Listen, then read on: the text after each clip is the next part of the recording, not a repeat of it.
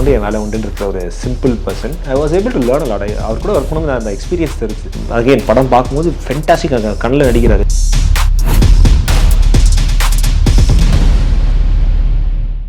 Parasakthi Celebrity Show. Title sponsors Grand Royal Tours. We make sweet memories. Title sponsors Anu Styles. Rahangal பலவிதம் ஒவ்வொன்றும் உலகத்தரம். தமிழக உற்பத்தியில் உங்கள் Anu Styles. Arabian Garden Seafood Restaurant. Where taste meets elegance. A Square. Solid and simple. Powered by i5 Housing and Properties. தேடத விடுங்க, தேர்வு செய்யலாம் வாங்க. Call 9962 557 557. Jayachandran. குறைந்த விலை நிறைந்த தரம். தங்கள் தேவைகள் அனைத்தும் ஒரே இடம். இது பாலிடிக்ஸ் இந்த தரப்பை சார்ந்து இந்த தரப்புக்குள்ள இருக்கக்கூடிய ஒரு படமாகவே இருக்கும். நாங்கள் ஆரம்பிக்கும் போதோ நாங்கள் பண்ணும்போதோ ஆக்சுவலாக அந்த படத்தோட பேர் வந்து பொருளானூர் முதல்ல இருந்தது. அதுக்கப்புறம் அது பராசக்தியாக மாறிச்சு. அண்ட் அப்போ வந்து சூர்யா சார் பண்ணுற மாதிரி இருந்துச்சு, அப்படி இங்கே சிவகார்த்திகேயன் சார் பண்ணுற மாதிரி இருந்துச்சு. ஸோ இந்த ப்ராசஸ் இருந்துச்சுல, இந்த ப்ராசஸில் லைக் ரொம்ப ஓப்பனப்பாக சொல்ல முடியுமான்னு கேட்டால் அஃப்கோர்ஸ் உங்கள் சைடில் தான் இருக்குது. என்னென்ன எனக்கு சொல்லுங்கள். தேட்டர் ஆடியன்ஸோடு உட்காந்து பார்க்கும்போது ஒரு ரெஸ்பான்ஸ் ஒன்று நம்மளுக்கு வந்துருக்கும்ல. எஸ்கே சார் சேனை ஒன்று உண்டு ஒரு there was a huge round of applause for that. செந்தமிழை காக்க பெரும் சேனை ஒன்று உண்டு. இந்தியாவுக்கு நேஷனல் லாங்குவேஜ் இருக்கா? கிடையாது. Y India doesn't have national? ஆனால் நேஷனல் அனிமல் இருக்குது, நேஷனல் பேர்ட் இருக்கும்போது ஏன் நேஷனல் லாங்குவேஜ் அவங்க வைக்கல? தெரியல எனக்கு. இந்த ப்ரொடெஸ்ட்னால தான். சேனை ஒன்று தேவை. நான் வந்து என் வேலை உண்டுன்னு இருக்கிற ஒரு simple person. I was able to learn a lot. அவர் கூட ஒர்க் பண்ணும்போது அந்த எக்ஸ்பீரியன்ஸ் தெரிஞ்சு. அகைன் படம் பார்க்கும்போது ஃபென்டாஸ்டிக் கண்ணில் நடிக்கிறாரு.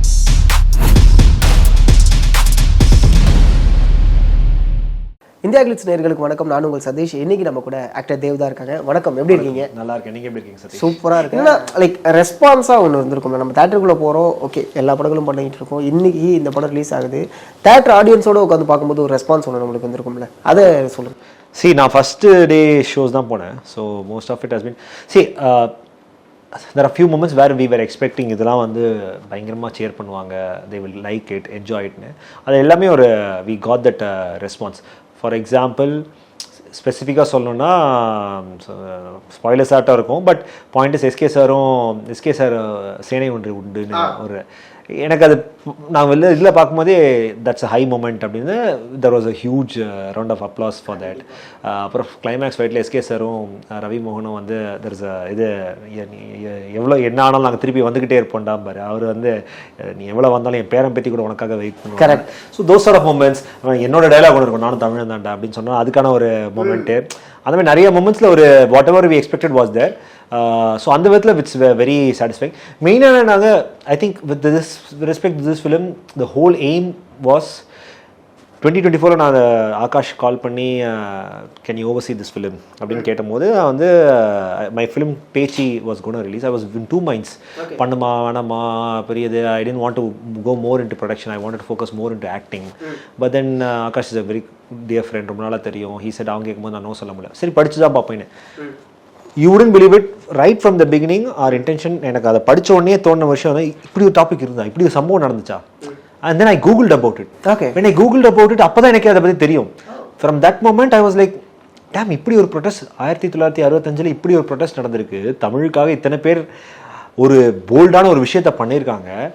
இது எவ்வளோ பெரிய விஷயம். இதை நம்ம இது இப்படி ஒரு படம், ஒரு ஜெனுவனான ஒரு ஆனஸ்ட் ஜெனுவன் ஆத்தென்டிக் ஸ்கிரிப்டாக இருந்ததுங்க. கண்டிப்பாக. ஏன்னா நம்ம ரொம்ப ஃபேப்ரிகேட்டடாக we are so used to seeing this KGF type of drug mafia, I'm so tired, but when I read the script it felt so fresh, so organic, so genuine, authentic. இப்படி ஒரு சம்பவம் உங்களுக்கு தெரியுமா தெரியும், எனக்கு சத்தியமாக தெரியாது. இந்த ஸ்கிரிப்டை படிக்கிறதுக்கு முன்னாடி எனக்கு ஒரு ஐடியா கூட இல்லை. படித்ததுக்கு அப்புறம் அது ஒரு தனி ரெஸ்பெக்ட், ஒரு ப்ரைட் வந்தது. அதை வெளில எடுத்துகிட்டு வரணுங்கிற ஒரு இன்டென்ஷன் இருந்து from the beginning. Our intention was always to give that respect for those அந்த generation of people who fought for it. அது நல்லா நடந்திருக்கு. why I feel this is very very important is that இது ஒரு equal comparison பண்ணோன்னா ஒரு I think jallikattu moment நடந்ததில்ல, அது எவ்வளோ பெரிய ஒரு பீப்புள் மூமெண்ட்.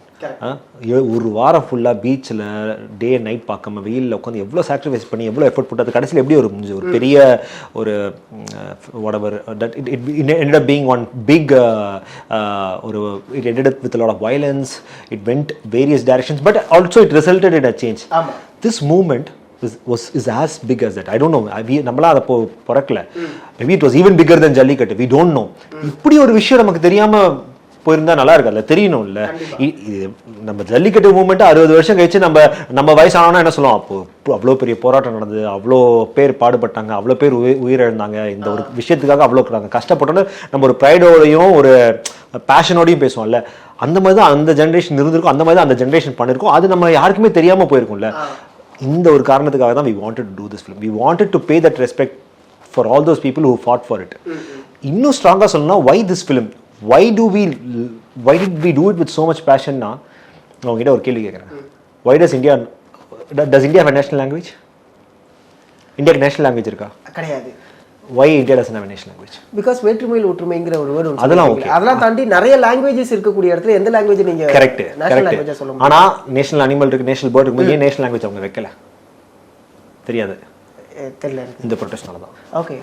அந்த காலத்துல இருந்த அந்த 25 you go Google why India doesn't have a national language, they will say because of the continued protest against language imposition in Tamil Nadu. The protests that kept erupting in Tamil Nadu one after another, they said national language India cannot have a national language. தமிழர்களுக்கு தான் இந்தியாவுக்கே ஞாபகப்படுத்தினாங்க, இந்தியாவுக்கு national language வைக்க முடியாது, கூடாது, தப்பு. அது எவ்வளோ பெரிய ஒரு மேட்டர் ஆஃப் ப்ரைட். ஏன்னா மற்ற ஸ்டேட்லாம் கைண்டாக அக்செப்ட் பண்ண ஆரம்பிச்சிட்டாங்க. But we reminded it saying how can you 22 language 100 dialects every 20 kilometer ஒரு dialect மாறுது. இவ்வளோ டைவர்ஸான ஒரு கண்ட்ரியில் இந்த ஒரு லாங்குவேஜ் தான் முக்கியம் நீங்கள் தூக்கி அதை வந்து மேலே போய் வச்சிங்கன்னா மற்ற மொழிக்கான இம்பார்ட்டன்ஸ் கம்மியாயிடும். அது மற்ற மொழியை பேசுறது கம்மியாயிடும், மற்ற மொழியில் இருக்க லிட்ரேச்சர் கம்மியாயிடும், ஆர்ட் கம்மியாயிடும், அதில் இருக்கிற நாலேஜ் பூல் மறக்க ஆரம்பிச்சிருவாங்க. ஸோ நாங்கள் இந்த படத்துலேருந்து பிராமின் ஒரு அதுவே அழிஞ்சு போன லாங்குவேஜ் தானே, அதுவே ஒரு அழிஞ்சு போன லாங்குவேஜ் தானே. So language is very important. This protest is so important. இந்த ப்ரொடெஸ்ட், இந்த சப்ஜெக்ட் எனக்கு 1.5 வருஷம் முன்னாடி தெரியாது.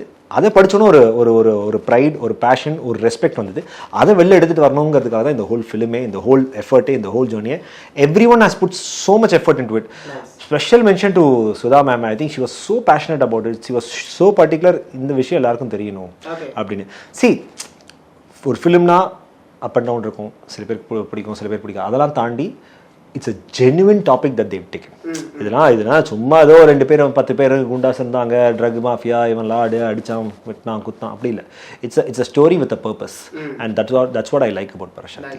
நீங்கள் சொன்னீங்கல்ல, லைக் இந்த படம் நான் நிறைய கதைகள் கேட்டிருக்கேன். இப்போ அதில் நீங்கள் கடைசியாக வந்து சாரங்கபாணி அப்படிங்கிற ஒருத்தரோட பேரை போட்டிருப்பீங்க, மயிலாடுதுறை சாரங்கபாணின்னு சொல்லிட்டு. ஓகே. அவர் என் காலேஜ் சீனியர். அவர் அவரை பற்றி நான் நிறைய விஷயங்கள் கேட்டிருக்கேன். இந்த படம் பார்க்கும்போது நம்ம கேட்ட கதைகளும் சொன்ன விஷயங்களும் வார்த்தைக்குள்ள அடக்க முடியாத ஒரு மிகப்பெரிய தியாகத்தை இவங்க பண்ணியிருக்காங்க. கரெக்ட். இதுக்கு நம்ம என்ன வார்த்தையை சொல்ல முடியும்? இவ்வளவு தூரம் பண்ணிட்டீங்க, தேங்க்ஸ் அப்படின்னு சொல்ல முடியும், அது சொல்லவே முடியாதுல்ல. அதை என்றும் மறக்காத அளவுக்கு ஒரு ஆர்ட்டோ ஏதோ ஒரு ட்ரிபியூட்டா இதை பண்ணி வச்சுட்டு this is lost the time. இது இன்னொரு 10 வருஷம் கழிச்சு கூட மக்கள் பார்க்க வாய்ப்பு இருக்கு. பார்க்கும்போது இப்படி ஒரு நடந்துச்சான்னு பார்க்க வாய்ப்பு. This is more tribute for them. கண்டிப்பா இது ஒரு tribute for all those people. தமிழுக்காக பாடுபட்டு உயிரிழந்து அதில் சாக்ரிஃபைஸ் பண்ணவங்க எல்லாருக்குமான ஒரு ட்ரிபியூட் இது. Of course, that's how we are seeing this. Nice. உங்களுடைய போர்ஷனை வந்து சுதா மேம் உங்கள்கிட்ட தராங்க, அந்த ஸ்கிரிப்டை படிக்கிறீங்க. வாட் யூ திங்க், நம்ம என்னென்ன விஷயங்கள்லாம் மோல்ட் பண்ண போகிறோம் பிளான் பண்ணீங்க? என்னோட போர்ஷன் தரும்போது அந்த டயலாக் இருக்குதுல்ல, அந்த நானும் தமிழ் தான். முதல்ல மேம் வந்து ஃபஸ்ட்டு ரிஹர்சலில் வந்து நான் அந்த டைலாக் ஆக்சுவலி கரெக்ட், நான் ஃபஸ்ட்டு ஸ்கிரிப்டை படிக்கும்போது அந்த டைலாக் இருந்தது. அதுக்கப்புறமா அந்த பாயிண்ட்டில் நான் கேஸ்ட்லாம் ஆகலை ஃபஸ்ட் நான் படிக்கும் போது. அதுக்கப்புறமா கொஞ்ச நாள் கழிச்சு வேரியஸ் காஸ்டிங் ஆப்ஷன்ஸ் பார்த்துருந்தாங்க. அப்போ நானாக தான் மேம் கிட்ட போய் கேட்டேன், மேம் நான் எனக்கு இதில் நானும் ஒரு ஆக்டர் தான், மேம்க்கும் தெரியும், நான் இந்த ரோல் பண்ணலாமா மேம் கேட்டேன். ஆடிஷன் பண்ணு அப்படின்னாங்க. ஐ ஆடிஷன்ட்டு நான் அந்த ஆடிஷன் வீடியோ போகணுன்னு பார்த்துட்ருக்கேன். ஆடிஷன் பண்ணிவிட்டு 2-3 ஆப்ஷன்ஸ் இருந்தது. மேம் செலக்ட் பண்ணி ரொம்ப நாள் வச்சுருந்தாங்க, வெயிட் பண்ணி நான் சொல்கிறேன் அப்படின்னா. I mean there is never a push or anything. Ma'am chose me. அப்புறம் ரிஹர்சல்ஸ்க்கு போகும்போது எனக்கு அந்த ஸ்கிரிப்டை படிச்சுட்டு அந்த நானும் தமிழ் தான்டா டைலாக் தூக்கிட்டாங்க. ஓகே. ஐ வாஸ் லைக், என்ன தூக்கிட்டாங்க, ஐயோ அது நல்ல டைலாக் ஆச்சுன்னு. அப்புறம் மேம் கிட்ட கேட்டேன், மேம் அந்த டைலாகு காணுமே மேம். இல்லை அது ரொம்ப சினிமாட்டிக்காக இருக்குது, ரொம்ப ஓவர் த டாப்பாக இருக்குது, வேணாம் சினிமாத்தனமாக இருக்குது, அது வேணாம் அப்படின்னாங்க. என் மனசுக்குள்ள அது நல்லா இருக்குமே அப்படின்னு. அப்புறம் யோசித்தேன், மேம் என்ன சொல்கிறாங்கிறத புரிஞ்சுக்கிட்டேன். தென் ஐ செட், மேம் நான் அதை ஒரு மீட்டரில் பர்ஃபார்ம் பண்ணி காமிக்கிறேன், நீங்கள் அந்த மீட்டரில் பாருங்கள், அது உங்களுக்கு கன்வின்ஸ் ஆச்சுன்னா அதை வச்சுக்கோங்க, இல்லைனா விட்டுருவாங்க மேம். அப்புறம் நான் வந்து மேம் அந்த ரிஹர்சல்லேயே வந்து she does rehearsal with every character. நான் மட்டும் இல்லைங்க, SK sir, Jayam Ravi sir, Atharva sir, Sreeleela, அப்புறம் every character will have a session with ma'am where we read the scripts we perform எழுந்துன்னு we block and perform and all of it. அப்போ நான் perform பண்ணும்போது ஒரு ரொம்ப சட்டிலாக ரொம்ப யதார்த்தமாக நானும் தமிழன் தாயா அப்படிங்கிற ஒரு மூடில் சொல்லுவேன். நானும் தமிழன் தாயா அப்படியே ரொம்ப சட்டிலாக இருப்பேன். இது இப்படி பண்ணால் எனக்கு ஓகே, அப்போ வச்சுக்கலாம், திருப்பி போட்டுக்கலாம் அப்படின்னு சொன்னாங்க. சரி அப்பா because I understood she said எனக்கு ரொம்ப சினிமாட்டிக்காக இருக்குப்பா நானும் தமிழன் தாயா அப்படின்னு ஒருத்தன் வந்து சொல்கிறது வந்து ஆர்டிஃபிஷியலாக இருக்குது அப்படின்னாங்க. நான் பட் ஆனால் like I set I understood it. அந்த நேரத்தில் அவன் ஒருத்தன் வந்து ரொம்ப யதார்த்தமாக ஆனஸ்ட்டாக ஜெனுவினாக ஒருத்தன் அதை சொன்னானா எப்படி சொல்லுவான்? ரொம்ப சட்டிலாக நானும் தமிழன் தாயா இப்படி தான் சொல்லுவான். அந்த மீட்டில் சொன்னேன். She said okay, she put it back in the script. எனக்கு அந்த ஒரு லைனுக்காக தாங்க. ஓகே, எனக்கு 2-3 இடத்துல வந்து உங்களோட பர்ஃபார்மன்ஸ் பிடிச்சிருந்துச்சு. என்ன அப்படின்னா சில விஷயத்தை நம்ம சொல்ல முடியாது, ஸ்பாய்லர் ஆகிடும். ஒரு இன்சிடென்ட் நடக்கும் ஜீப்ல போயிட்டு. இப்போ நான் இப்போ சொன்னதே ஸ்பாய்லர் ஆயிருக்குமோ? இல்லை, இதுக்கான பேக் இன்சிடென்ட் நம்ம சொல்லல. இதோட பேக் இன்சிடென்ட் நம்ம சொல்லல. எந்த இடத்துல அது வருது எதுக்காக தெரியாது, அதனால அது பிரச்சனை கிடையாது. ஏன்னா ஒரு இன்சிடென்ட் நடக்கும், ஜீப்ல போவீங்க, அது வந்து லிட்டரலா யாரா நீனு முடிஞ்சிடுச்சு அதுக்கப்புறமும் ஏன்டா இப்படி பண்ற, இந்த அளவுக்கு ப்ரூட்டலா நீ பண்ணுமா அப்படிங்கிற ஒரு பிளே ஒன்று அந்த இடத்துல நடந்திருக்கும். உங்களோட நீங்க சொன்ன விஷயத்த அங்க அப்படியே கன்வே இருக்கு. ஆமா, சோ அது எல்லாருமே சொன்னாங்க. ஓகே, ரவிமோகன் சார் வந்து எங்கே சொன்னார்னா காரைக்குடியில் முடிச்சுட்டு எங்கே ஷூட் பண்ணியிருந்த போது காரைக்குடியில் தான் சொன்னார். காஸ்டியூம் டிசைனர் பூர்ணிமா மேமும் ரவிமோகன் சார் பார்த்துருந்தாங்க. பார்த்துட்டு வந்து மேம் சுதா மேம் சொன்னாங்க அந்த சீன் பயங்கரமாக இருந்துச்சு, ரவிமோகன் சார் சூப்பராக இருந்துச்சு அப்படின்னாரு. நான் அப்போ தான் வந்து உட்காந்தேன், இவங்ககிட்ட காமிக்காதீங்க அப்படின்னாங்க. எதை காமிக்காதீங்கன்னு? அதெல்லாம் ஒன்றும் இல்லை, அவனை காமிக்க முடியாது அப்படின்னா. எதை மேம் பூர்ணிமா மேமும் வந்து ஐயோ அதை காமிக்கக்கூடாது அப்படின்னு. எனக்கு ஒன்றுமே புரியல எதைன்னு. அப்புறமா நான் கேள்வி மேம் எதை மேம் யுவர் சீன் இந்த காரைக்குடி சீன் அப்படின்னாங்க. அப்புறம் ரவிமோகன் சார் கிட்ட என்னன்னு கேட்டேன், பூர்ணிமா மேம் கிட்ட என்ன கேட்டேன். அந்த final expression just summed up everything that scene. அந்த சீன்ல என்ன ஃபீல் பண்ணமோ அதை நீ அந்த ஒரு எக்ஸ்பிரஷன்ல கொடுத்துட்ட, தியேட்டர்ல பாரு சூப்பரா இருக்கும் கண்டிப்பா அப்படின்னு ரவிமோகன் சார் சொன்னாரு. நீ இப்ப பார்க்கவே பார்க்காத, நீ இப்ப அந்த சீனை பார்க்கவே பார்க்காத, நீ தியேட்டர்ல பாரு, அதுதான் உனக்கு நல்லா இருக்கும் அப்படின்னு அவர் தான் எனக்கு சொன்னாரு. பார்க்காம இருக்க முடியாது, நான் பார்த்துட்டேன். But yeah, that was a big compliment that all of them gave. ஏன்னா அந்த இடத்துல தான் உங்களோட கேரக்டர் வந்து எலிவேட் ஆகுது. இல்ல அதுக்கு முன்னாடி வரைக்கும் ஓகே நீங்க வந்து ஜெயம் ரவி சாரோட இருக்க டிராவல் பண்றேன், பட் அந்த மொமெண்ட்ல தான் தெரியுது this guy also has a purpose. ஆமா அப்படிங்கிறது அங்கதான் அது எஸ்டாப்ளிஷ் ஆச்சு. ரெண்டு பேருமே ரொம்ப அப்ரிஷியேட் பண்ணாங்க. பூர்ணிமா மேமும் அப்ரிஷியேட் பண்ணாரு, ரவிமோகன் சாரும் அப்ரிஷியேட் பண்ணாங்க. I felt really good. Especially அவங்க அந்த ஹைப்பை கொடுத்த போது, நீ தேட்டர்ல பாருங்க ஹைப்பை கொடுத்தோம்னா சரி ஓகே சூப்பர். ரவிமோகன் சாரை நம்ம ஹீரோவா நிறைய படங்கள்ல பார்த்துருக்கோம், நிறைய பரிணாமங்கள்ல பார்த்துருக்கோம். பட் இதுல ரொம்ப ப்ரூட்டலான ஒரு மனுஷன், என்னடா ஆளு பார்த்தா இப்படி இருக்காரு, எந்தெந்த வேலைகள்லாம் பார்த்துக்கிட்டு இருக்காரு. லிட்டரலா சொல்ல போனா அந்த மொழியாவே ரவிமோகன் சார் தெரிஞ்சாரு, சூப்பரா பர்ஃபார்ம் பண்ணி அப்படிங்கிற மாதிரி சூப்பரா பர்ஃபார்ம் பண்ணியிருந்தாரு. I think you finish your question. Yeah, so அவரு கூட டிராவல் பண்ணும்போது அந்த ஸ்கேல் ரெண்டு பேரும் ஷேர் பண்ணிருப்பீங்கல்ல, எனக்கு அதை பத்தி சொல்லுங்களேன். எனக்கு ரவிமோகன் சார் மெயினாக என்ன சொல்லணும்னா, நாங்கள் ஃபர்ஸ்ட் நாங்கள் அந்த அவர் பண்ணுவாராங்கிற ஒரு கேள்வி இருந்தது. But when he said yes, the whole unit, whole crew was very happy. I still remember being in office. Ma'am வந்து ஏடிஸ் முன்னாடி okay we have Thiru finalise ஆகிடுச்சு அப்படின்னு உடனே எல்லாரும் அவ்வளோ வெயிட் பண்ணாங்க. ரவிமோகன் இஸ் டூயிங் இட் அப்படின்னா every one was happy. When he came obviously the scale of the film jumped 2 notches higher. அவர் கூட ஒர்க் பண்ணது என்ன is the exact opposite. Very silent in sets, very silent, very simple, very warm, very friendly, எல்லாமே போடலாம். ஐ mean like நான் வந்து என் வேலை உண்டுன்னு இருக்கிற ஒரு சிம்பிள் பர்சன். அண்ட் அவர் கூட ஒர்க் பண்ணது வந்து I was able to learn a lot. அவர் கூட ஒர்க் பண்ணும்போது அந்த எக்ஸ்பீரியன்ஸ் தெரிஞ்சு. நான் ஸ்கூலில் இருந்த டயத்துலேருந்து அவர் ஹீஸ் சச் அ சீனியர் ஆக்டரில் நான் எனக்கு தெரியும். இன்னும் ஞாபகம் இருக்குது, ஜெயம் படம்லாம் நான் ஸ்கூலில் இருக்கும்போது நான் பார்த்த, தம்பியும் நானும் சேர்ந்து பார்த்த படம். அப்போலேருந்து இருக்காரு. அவர் கூட ஒர்க் பண்ணும்போது அந்த ஒரு எக்ஸ்பீரியன்ஸ் தெரிஞ்சுது. ஒரு ஷார்ட்டுக்கு முன்னாடியே அது பிளான் பண்ணுறாரு. ஓகே, இங்கே இதை பண்ண போகிறாங்க, அதை மூவ் பண்ண போகிறேன், அதுக்கேற்ற மாதிரியே you could see that he is a very thinking actor. You could see that he is an actor who means business, who's wanting to give his best. And I think again படம் பார்க்கும்போது fantastic கண்ணில் நடிக்கிறாரு. Because you expressing everything without ரொம்ப ரொம்ப என்ன சொல்றது, ரொம்ப open up role கிடையாது. It's a very subtle character. Okay, it's not like அவர் ரொம்ப எக்ஸ்பிரசிவான ஒரு கேரக்டர் இந்த படத்தில் இது கிடையாது.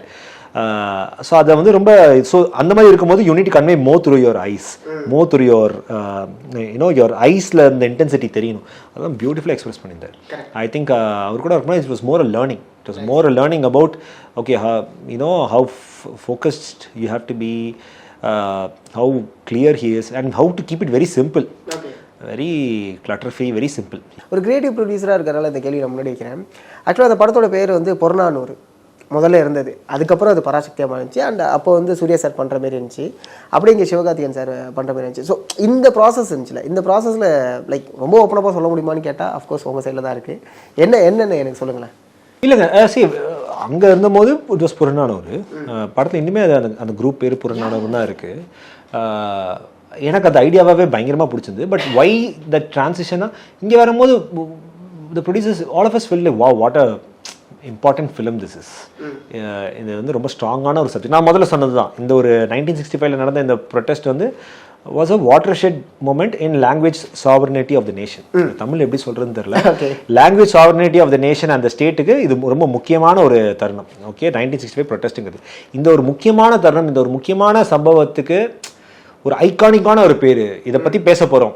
இது ஒரு ஐகானிக்கான நம்ம ஹிஸ்ட்ரியில் ஒரு ஐகானிக்கான மூமெண்ட். அப்போ அதோட டைட்டிலும் ஐகானிக்காக இருக்கணும்ல. ஓகே, அப்படிங்கிற ஒரு தாட்டில் தான் வந்து சரி ஐகானிக்காக என்ன யோசிக்கலாம், something that will you know match the இந்த சம்பவத்துக்கான முக்கியத்துவத்துக்கு கம்பேர் பண்ணக்கூடிய ஒரு ஐகானிக் டைட்டில் அப்படின்னு யோசிக்கும்போது ஆகாஷ் தான் சஜஸ்ட் பண்ணான் பராசக்தின்னு வைக்கலாம். ஏன்னா இட்ஸ் ஐகானிக் டைட்டில், ஒரு முக்கியமான ஒரு சம்பவத்துக்கு வைக்கிறோம் அப்படின்னு சொல்லி அங்கேருந்து வந்த ஒரு suggestion. Everybody liked it. So we all said okay why not அப்படின்னு. இந்த படம் வரதுக்கு முன்னாடி வரைக்கும் it will also look like a fresh start for us. Obviously அந்த ஒரு ஃபிலிம் வந்து வேற இடத்துல பண்ண வேண்டியதாக இருந்தது, வேற சூர்யா சார் பண்ண வேண்டியது, வேற ஒரு ஆர்டிஸ்ட் பண்ண வேண்டியதாக இருந்தது. அதுங்கேருந்து மூவ் ஆகி வரும்போது let's give it a fresh start. Okay, like ஏன்னா கண்டிப்பாக இந்த ஒரு பூம் லைட்டாக கொஞ்சம் மறையணும் அப்படின்னா இது மாதிரியான ஒரு பூம் தேவை அப்படிங்கிற. ஆமாம், அதுவும் இல்லை, பட் ஒரு ஃப்ரெஷ் ஸ்டார்ட்டாக இருக்கட்டும். காஸ்டிங்குமே மேம் ஃப்ரெஷ்ஷாக பார்க்கலாம் ஓகே அப்படிங்கிற ஒரு தாட் இருந்தது. ஏன்னா சூர்யா சார் வச்சு யோசிக்கும் போது ஓகே இவங்கலாம் கரெக்டாக இருக்கும்னு தோணுது. But when you moving to Sivakarthikeyan sir, then accordingly you need to visualize it. Correct. So ma'am also felt இது, producer also felt this, all of us agreed. Okay okay. இந்த படம் ரிலீஸ் ஆகிறதுக்கு முன்னாடி வரைக்குமே ஒரு பெரிய விஷயங்கள் போயிட்டே இருந்துச்சு. இல்லை இது வந்து ஒரு ப்ரொபகண்டாவை பண்ண போகிற ஒரு படம், இது வந்து ஒரு அஜெண்டாவை சொல்ல போகுது. ஸோ அப்படிங்கிற மாதிரியான ஒரு விஷயத்த நிறைய பேர் சொல்ல ஆரம்பித்தாங்க. ஆனால் படம் பார்த்ததுக்கப்புறம் எல்லாருமே அந்த சொன்ன வார்த்தையை ரிட்டர்ன் எடுத்திருப்பாங்கன்னு நினைக்கிறேன் நான். நீங்கள் சொல்லுங்கள், எனக்கு அந்த மாதிரியான கான்ஃப்ளிக்ட்லாம் வரும்போது உங்களுக்கு என்ன தோணுச்சு கிரியேட்டிவ் ப்ரொடியூசரா? எனக்கு ஆஸ் எ ப்ரொஃபஷனல் ஒரு படத்தில் ஒர்க் பண்ணுற ஒரு ஒரு ப்ரொஃபஷ்னலாக எனக்கு அது கொஞ்சம் டிசப்பாயிண்டிங்காக தான் இருந்தது. ஏன்னா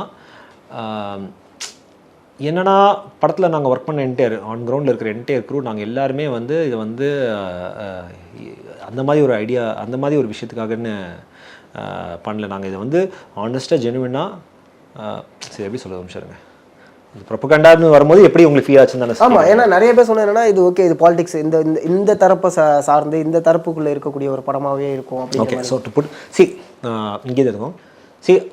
நாங்கள் ஆரம்பிக்கும் போதோ நாங்கள் பண்ணும் போதோ இட் வாஸ் நெவர், நாங்கள் எல்லாருமே வந்து எங்களுக்கு கதையை படித்தோம், இந்த சப்ஜெக்ட் பிடிச்சிருந்தது, அந்த சம்பவம் அந்த இன்சிடென்ட் ரொம்ப பிடிச்சது, இதை வெளில எடுத்துகிட்டு வரணும், இவ்வளோ தான் எங்களோட குறிக்கோள், ஃபோக்கஸ், இன்டென்ஷன், அதை நோக்கி தான் இருந்தது.